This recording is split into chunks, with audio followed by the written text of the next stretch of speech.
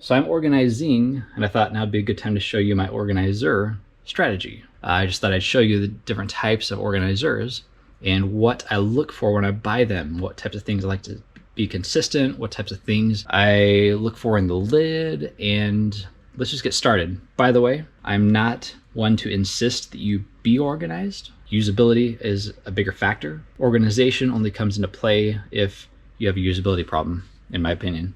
Example, this here. That's not very organized, but that's very usable for me. Hole saw, I want the caulk gun, it's right here. Sort of wiggle it out. I know what's in here and I can grab it really quickly. This is not organized and it's not very usable. It doesn't work very well. The drawer is off the track sometimes and it's terrible. That needs to be addressed. This doesn't. So anyway, I hope this will be a little bit less intimidating than some organization videos, in particular since it's only about organizers. So I'm going to cover topics like consistency, standards with organizers of the same type, as well as times of the year to buy organizers on sale that I found to be really reliable to count on even. Let's take a look starting with sort of the smallest ones here. These organizers are Akron Mills organizers that have the little tiny parts in them. So I really regret saving $10 when I bought this one. This is from Ace. It was on sale. I saved 10 bucks and I got this one, and it is not compatible with the other ones. So these drawers don't fit in the other ones, or vice versa, one of the two. I wish I would have spent the 10 extra dollars and bought one of those instead, not on sale, these Akron Mills ones. It's a lot more usable if the drawers are interchangeable. Size and shape are the same, so you can stack them, you can reconfigure the placement, all you want to. Let's go to this one next. I bought these from Walmart because there's a Walmart in town, and if it's middle of the night, I can run up to Walmart, spend 5 bucks and get another one of these. So we have a bunch of these in the house out here. They can be stacked however which way, and I can move one over here, move one of those inside, whatever. And it's nice, super nice to have that standard for that size of container. All right, larger than this would be these pencil boxes, which I buy from Walmart as well. And I buy these on sale. I don't just go buy them throughout the year. I buy these on sale after school starts. There are 3 times of the year that you can find containers on sale reliably, consistently. The first time during the year is right after school starts. A bunch of these go on sale. They cost $1 each. If you buy them regularly, they go down to 50 cents. And then if your Walmart gets desperate, they go down to 25 cents and they go really quick. So most of these are 25 cents each. In that case, I buy boxes of them, and then I have 2 buckets worth of organizers that I bought really cheap on sale day after school starts or Black Friday. These here that have clips that can be removed, $2 on sale for $1. They went down to 50 cents, about like $37 worth of them. I know it's kind of ridiculous to have buckets of buckets, but that's what I do. I don't have anything in these. Oh, there's some. One. They can clasp. One nice thing about these is you can take off the lid and they become trays. These are nice because you could always do a dado in a shelf, kind of like this, and have these as little drawers in that shelf. See that lip there? That part? Even this way. These are nice. I like them a lot. I'm way off topic. Let's see, where was I? Backtracking here.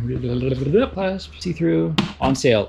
On sale. The first time of the year you can find these on sale is after school starts. And the second time is Black Friday. I bought these containers from Home Depot.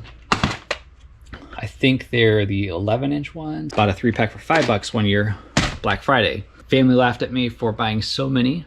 I really support getting stuff on sale. If you buy just gobs of them, then you can have a standard for your organization system. These trays were built based on the dimensions of these drawers, these organizers. And these are nice because they are very strong. They have really good clasp mechanisms. These clips are really strong, really durable, and the dividers are nice inside there. Check this out. This thing's full of lag screws. I have had 0 of these break. And if you want to take them apart, you can. I save the lids that way. If I want to ever use them outside of a drawer, I can. So I love those things. If you find a container you love, Black Friday or after school ends or starts, something like that, I think it's a good idea to build your container strategy based on the sale you found, if it has the components you like. Wanted a solid system that I could just grab whatever it was, even if it was full of bolts, and not have to worry about it breaking. That's not always the case with things like these. This little organizer is really flimsy. It came with the washers, or lock washers. It's not part of a standard sort of part of the system, but it works. I don't buy this size organizer intentionally, but these are fine to just stack however I feel like it, and they don't have to be perfect. And some of those parts end up going in these drawers or whatever, and then I'll keep the old organizers and use those as drawer dividers. But for your primary organizer system, I would recommend standardizing on a certain size, like these that have all the features you want, even if it costs a little bit more money. These, you can buy these on eBay for about $1 a piece if you're okay with waiting about 4 weeks to get them. Sometimes small is really nice, especially if you're working in a smaller workspace. You want to cram as many of these sorts of things in the workspace as possible. So this has allowed me to use my space very effectively for tiny things. It has a nice clasp. It's not super heavy duty, but none of them have ever broken for me. And the dividers are removable. So Black Friday, which is when I got these, is the second time of the year you can find containers on sale reliably. The third time is Christmas. You can especially find a lot of these shoebox style containers or larger on sale after Christmas, and they typically have red or green lids, and that's okay because you can just buy all red and then you theme your shop red, or you buy all green and you have a green themed shop. That's a good time of the year to buy these cheap. I can run up to Walmart and buy a 10 pack for $7.78, something like that.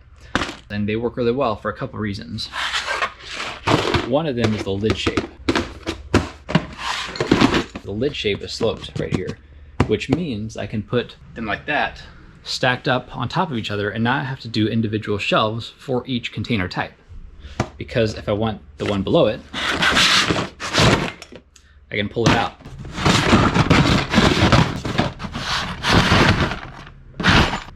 Without pulling the top one off with it.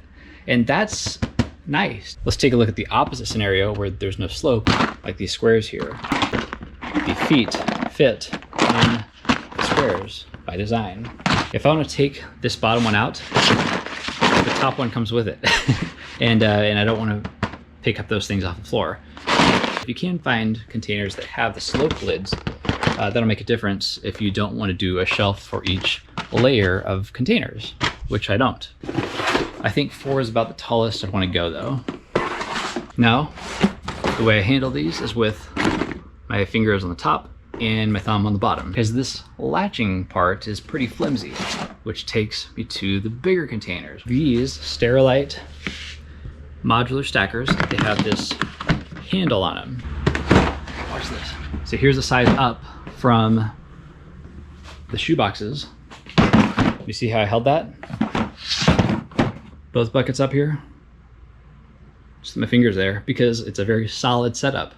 Not only does it hold the lid on tight, but this mechanism, this whole part around here, makes it really easy to grab the whole bucket just by that without it breaking. And this is a big deal for this size, I think, because I put a lot of weight in these size of containers. Nice and sturdy. Anyway, it's nice to be able to just toss these around, not worry about them breaking. They're super solid. We've been using them for over a decade. 2 of those stacks the same height as one of the ones beside it. So 2 of those equals 1 of those, and 2 of those equals 1 of these. And so you can stack them however which way, as long as you're stacking smaller ones on top of the bigger ones. Oh, another tip. 2 of these equals 1 of those, which also equals 3 of these. A stack of 3 will fit on that shelf just as a stack of 2 of those will fit on that shelf, just as a single one of those will fit on that shelf, as well as a sideways one of these will fit on that shelf. So I think the magic number there is about 16 inches of space between shelves. So we have that 16-inch magical space. Here, it's up there, it's up there, it's in my closet, it's in what we call the make room in our house, it's in the make room closet. So we've standardized our shelves based on that 16 inches, whatever it is, so that we can fit 1 of those style buckets, 2 of those, or 3 of these. Those are really nice to have as a standard. So these are more expensive. These definitely are something we splurge on when we buy buckets, because they're solid for everything and they go down to the right sizes with the solid handle. We got tons of those buckets, not tons, tons is a weight term, isn't it? And be sure to get more containers than you need so that you have several in a bucket. Even though that seems weird and you're gonna get ridiculed for that, that's fine. I mean, this is my opinion at least. Then when you need to add a container to your system, you don't have to go to the store and realize they don't have the same style anymore. Try and avoid ones like this that have the hump, because you can't stack them well with other containers unless you buy these. This was $1 at Dollar Tree, and I wish I didn't buy them because I don't like the layout inside there, and it kind of forces me to have to buy matching ones from Dollar Tree if I want to continue using that. So that's my container strategy. If you have any tips on it, leave a note in the comments, please. Labeling. When you label, don't feel like you have to label everything. If you can see it, probably don't need to label it. And also don't feel like you have to write labels on things when you can draw pictures. Like that's a fuse container. Only took 2 red squiggly lines in a box and another box and a green box. I can quickly visualize that. I don't have to read it. Audio, no reading necessary there. USB, I didn't figure I'd draw one there because I don't use that container very often. Soldering, Allen wrenches. Don't feel like you need to do anything professional. Hot melt glue. Oh, okay. These containers I just absolutely loathe. They don't stay open as easily as you might expect. Like, they don't open all the way, but since I bought them from Menards, Black Friday sale, and even though I regret them, these work well in the toe kick area underneath tools and shelves and stuff like that, cabinets. There's another one of sort of screw excess that I use to restock my other screws. Here's a container of sort of parts brainstorming when I can't figure out what kind of part I'm going to use for whatever it is. I pull this out because it has a lot of things I don't know what they do. It helps me think out of the box. And these fit in a space that I otherwise wouldn't be using. There's some eyelets and hooks, things like that. Knobs. Point there is that if you have containers that you don't like, think about different ways you can still use them.